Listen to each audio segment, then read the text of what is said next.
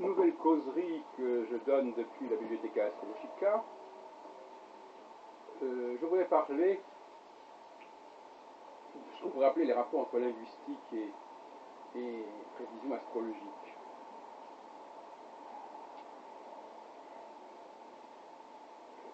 Il y a des rapports, moi je suis très dans l'interdisciplinarité, comme vous savez. Quand on dit bouger les lignes, faire bouger les lignes, qui est une prévision possible, on peut dire que les lignes vont bouger, ça implique toujours une remise en question des aspects du langage, des catégories langagières. Puisque ça signifie que des définitions, des appellations vont être remises en question. Ne pas être souple au niveau du langage, au niveau des réaménagements sémantiques, au niveau des nouvelles synonymies, des nouveaux rapprochements entre des mots qui initialement ne semblaient pas reliables et reliés. Tout cela conditionne également le domaine du politique. Car les frontières linguistiques, les frontières sémantiques, les frontières terminologiques sont une expression qui conditionne les frontières politiques, géopolitiques, religieuses, à différents niveaux. C'est dire que la souplesse sémantique est une condition sine qua non à un certain niveau cyclique. Lorsque le cycle parvient dans mon système sur 7 ans, lorsque le cycle parvient à sa phase de maturité, eh bien il faut abandonner l'apprentissage un petit peu infantile d'un langage qui serait figé une fois pour toutes et qu'il suffirait d'apprendre. Cette phase qui se déroule au bout de 3 ans et demi peut apparaître comme une phase de sevrage. Et c'est là que justement, dans cette faculté à repenser les connexions, à repenser les classifications, que se fait la différence entre les hommes et les femmes, entre ceux qui ont pu fonctionner en phase première, en phase d'enfance, et ceux qui fonctionneront en phase adulte, en phase de maturité. À ce propos, je vais faire une petite parenthèse concernant les langues, car les langues ne fonctionnent pas toutes de la même manière. Il y a des langues qui ont une aptitude à dépasser les schémas initiaux qui sont plus marquantes que d'autres. Alors c'est paradoxal parce que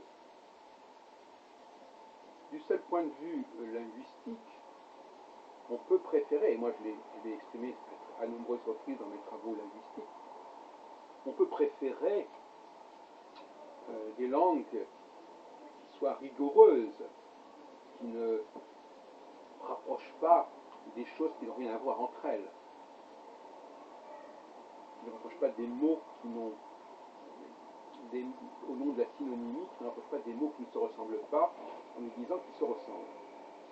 Donc d'une certaine façon, il est clair que le refus de certains clivages est positif. Mais il y a un clivage qui ne l'est pas, c'est celui du sexe. C'est un clivage qui est, je dirais, irréductible et probablement irréversible. Mais en dehors de ce clivage, tout peut se jouer, tout peut se dire.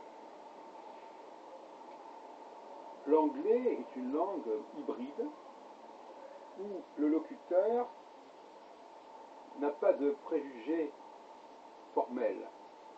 Si on lui dit que tel mot veut dire la même chose que tel autre mot, alors que ce sont des mots qui n'ont rien à voir, l'un vient du français, l'un vient de langue du germanique.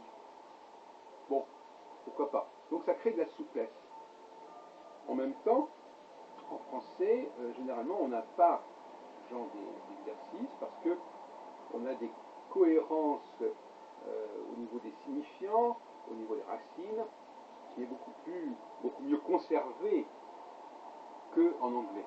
C'est la raison qui font que nous avons été moins colonisés culturellement et linguistiquement que l'anglais ou que l'allemand ou que le russe, sans parler de l'arabe.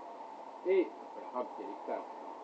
Et donc il y a des forces qui deviennent des faiblesses, effectivement. Alors je dis ça, pourquoi? Parce que aujourd'hui, comme ça, en allant faire mes courses, je suis passé devant le marchand de journaux et je vois la première page du Monde une alliance étrange, une étrange alliance. Et je me dis que, en effet, le mot alliance est un mot très intéressant. Alliance, qui est le même mot que reliance, relier. Alliance, ça veut dire qu'on relie des choses, des personnes, des États que l'on avait cru complètement séparés, qu'on avait cru appartenir à des camps totalement opposés.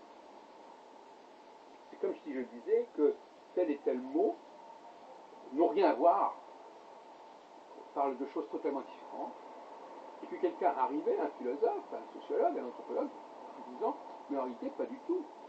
Ces deux mots se relient ou se rejoignent, ou ces deux mots sont liés l'un à l'autre chronologiquement, l'un aboutit à l'autre, etc., etc.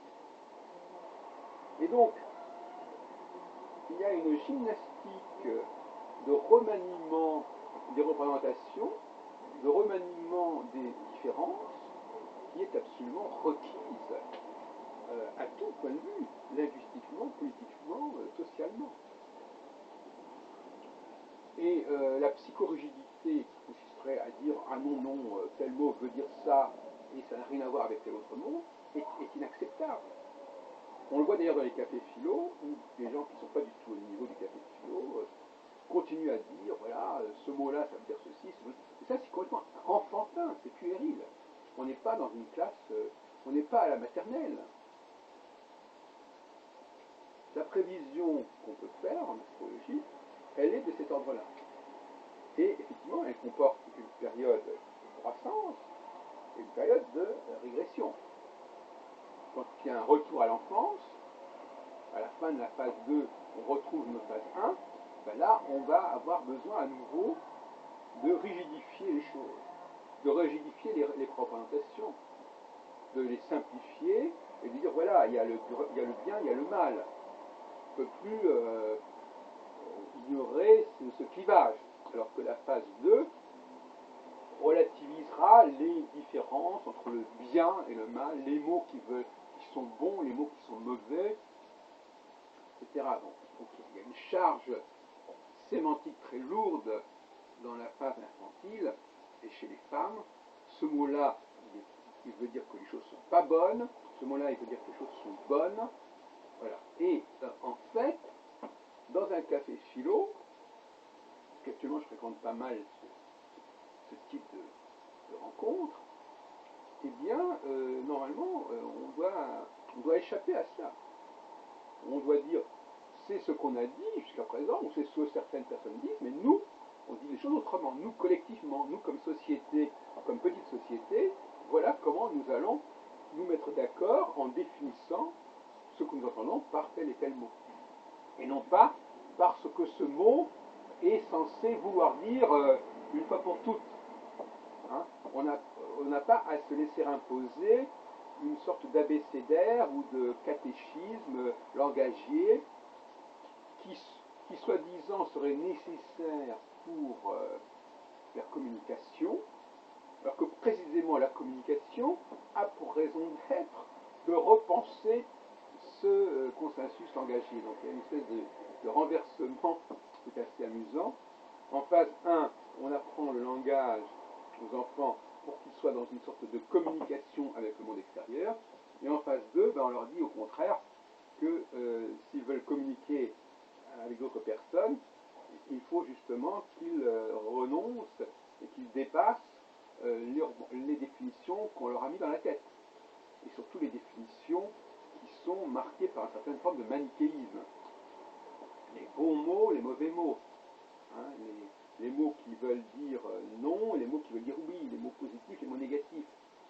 Tout ça, c'est visiblement véhiculé, notamment par les mères à leurs enfants, et entrer dans le monde masculin. Vous savez que en ethnologie, on sait que dans certaines sociétés, les garçons entrent dans le monde masculin à un certain âge et quittent le monde féminin. Et bien, entrer dans le monde masculin, c'est justement ne pas se laisser imposer des définitions, que les outils soient là, oui, les signifiants sont là et ils n'ont pas à être changés, mais les signifiés associés à ces signifiants, les connexions qu'on établit entre les signifiants, tout ça c'est du champ du signifié, tout cela est parfaitement libre et parfaitement ouvert. Et donc, il faut s'attendre, j'en ai parlé l'autre jour, à ce que le passage d'une phase d'enfance à une phase de maturité, c'est aussi ce sevrage à propos des mots, et ça vaut tout autant dans le champ politique. Par exemple, le fait de dire oui, bon, il y a telle partie qui dit ceci, telle partie qui dit cela, ils ne disent pas la même chose, voir les convergences. Voir par exemple le cas de l'Iran est intéressant. À la suite effectivement de la crise irakienne, l'Iran apparaît comme beaucoup plus fréquentable et que de nouvelles alliances, de nouveaux accords peuvent se produire. Hein, les ennemis d'hier peuvent être les alliés de demain. Hein, on l'a vu aussi évidemment avec la création du marché commun. Les ennemis d'hier, bon, ben, voilà, les ennemis d'hier, les représentations d'hier. D'ailleurs, c'est étonnant de voir à quel point l'image de l'Allemagne, par exemple, en France, a évolué, a été complètement repensée pendant les 60 dernières années. Hein. Bon, alors, 60, voilà. Donc, les 70 dernières années. Donc, il y a une capacité, il y a une possibilité de repenser, de redéfinir notre affect par rapport aux mots, nos divisions par rapport aux mots, qui est absolument essentiel. Et celui qui n'est pas capable de reformuler et de redistribuer les significations et les signifiants, eh bien, il est dépassé.